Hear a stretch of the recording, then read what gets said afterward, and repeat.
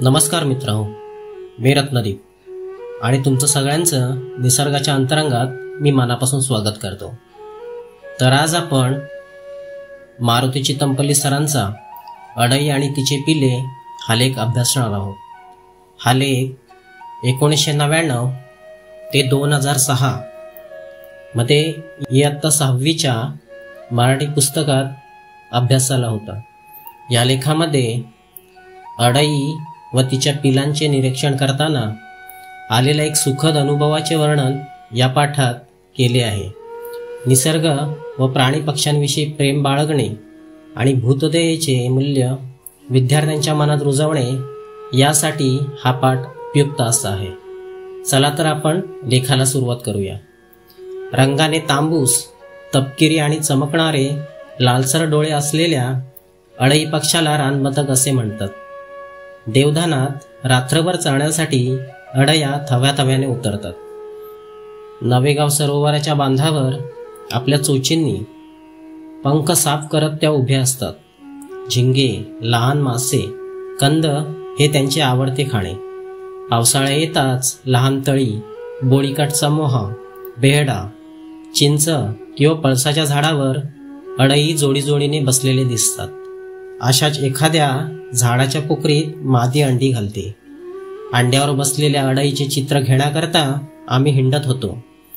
पालांदूर येथे 60 फूट उंचीवर ताडाच्या झाडाच्या फटीत अडई घरटे करते। तळ्यावरून घरट्याकडे झेप घेणाऱ्या अडईसारखे मनाला भावणारे दृश्य निसर्गात क्वचितच असेल। गायीगुरांबरोबर जंगलात हळूहळू फिरणाऱ्या दाम्या गायकाचे साऱ्या परिसरात लक्ष असे। त्यानेच बातमी दिली की भुईशिंदीच्या झुडपात एक अडई फडफड उडताना त्याला दिसली। दुसऱ्या दिवशी कॅमेरे घेऊन आम्ही पवनीच्या जंगलातून खरकाडी नाल्याची वाट धरली। एखाद्या गुप्तधनाकडे जावे तसे आम्ही उत्सुकतेने शेवाळलेल्या पाऊलवाटेने चाललो होतो। अडईचा गोदा 100-150 फुटांवर असल्याचे तामाने सांगितले। आम्ही हळूहळू पावलं टाकत भुईशिंदीच्या झुडपानजीक आलो। दामा बोटाने खुणावत त्यात अडई बसल्याचे सांगत होता। मी चोर पावलाने झुडपानजीक आलो। आम्ही तिच्या घरट्याचे निरीक्षण केले। झुडपाच्या मध्यावर तिने गवत पाने अंथरून गोलाकार घरटे केले होते। त्यात फिक्या पिवळसर रंगाची 10 अंडी दिसली। भुईशिंदीच्या झुडपाला नाल्याच्या बाजूने गोल छिद्राचे प्रवेशद्वार होते। दाराला लागून 1.5 फूट लांबीचे भुयार झुडपात होते। हे भुयार मोठे अद्भुत होते। वरच्या पानांची कमान केली होती। बाजूची पाने एकमेकात मोठ्या कुशलतेने गुंफली होती। त्या झुडपाजवळून जाणाऱ्या येणाऱ्यांना इथे गोदा असावा असे कधीच वाटले नसते। आम्ही त्या घरट्यापासून 100 फूट अंतरावर एका आवळ्याच्या झाडाला लपून बसलो। अंदाजे 10-15 मिनिटांनी अडई नाल्यातून हळूहळू चालत वर येताना दिसली। मोठ्या सावधगिरीनं ती घरट्याकडे येत होती। मध्येच ती खोलगट भागात थांबून एखाद्या गनिमाप्रमाणे टिहळणी करी। घरट्याच्या दाराजवळ येऊन ती 2-3 मिनिटे थांबली। तिने इकडे तिकडे पाहिले। लगेच ती घरट्यात जाऊन बसली। मोठे अद्भुत रम्य दृश्य होते ते। दुसऱ्या दिवशी आम्ही पुन्हा आलो। एकाकी उंच आकाशात घरट्याच्या वरच्या बाजूने अडई फडफड उडाली। क्षणातच अडईची जोडी उडताना दिसली। आम्ही हळूहळू घरट्याजवळ पोचलो तर भीतीने अंगावर काटाच उभा राहिला। 6 फूट लांबीचा हिरवट पिवळा साप आपल्या जिभेने अंड्याना स्पर्श करत होता।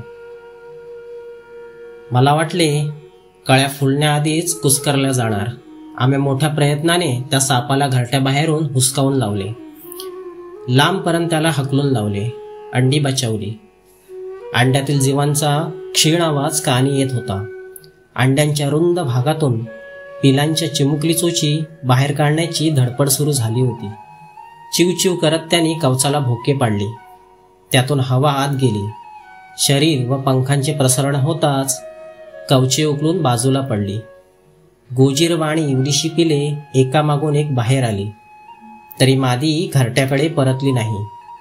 कुठे साप तर तिला चावला नाही ना? ती आली नाही तर पिलांचे काय होईल या विचाराने आम्ही संचित झालो। सायंकाळपर्यंत तिथेच थांबलो। अडई परत आली आणि अलगद घरट्यात बसली। आम्हाला खूप आनंद झाला। देवे लागणीला गावात आलो. ती अडाई, घाटातील पिलांची चिवचिव, तो दृष्ट साप, मोहाच्या झाडावरून घरट्याभोवती सिकसिक करत घिरट्या घालून रक्षण करणारा नर, 10 सुंदर पिले यांची स्वप्ने रात्रभर पाहता पाहता कोंबडा हरवला. आम्ही उठलो. दुर्बीण कॅमेरे घेऊन परत जंगलाचा रस्ता धरला. जंगलातील ती हिरवी शांतता अतिरम्य होती. मोहाच्या झाडावरून नराची शेळ ऐकू आली. दुर्बिणीतून घरट्यात पाहिलं तर 6 पिलं अडई मादीच्या अंगाभोवती, तर 4 पिलं पंखात दडून बसली होती. काळ्या पांढऱ्या रंगाची, चिमुकल्या पंखावर पांढरे ठिपके असणारी ती गोजीरवाणी पिले पाहून फार आनंद झाला. आम्ही अडाई व तिच्या पिलांची पटापट छायाचित्रे घेतली. अडाईने घरटे सोडले आणि थोड्या अंतरावर जाऊन चिक असा आवाज केला. ती पिलं हारीनं तिच्या मागोमाग जाताना दिसली. सृष्टीच्या वन्य दृश्यांपैकी ते एक अतिसुंदर दृश्य होते. आई आणि तिच्या पिलांचा मागोवा घेत आम्ही चाललो होतो. ती नाल्याकडे गेली. पावसामुळे ओढ्याला पाणी आले होते आणि खळाखळ करून तो वाहत होता. खाली डोह होता. त्या डोहात आपली पिले घेऊन ती कशी जाते ते आम्हाला पाहायचं होतं.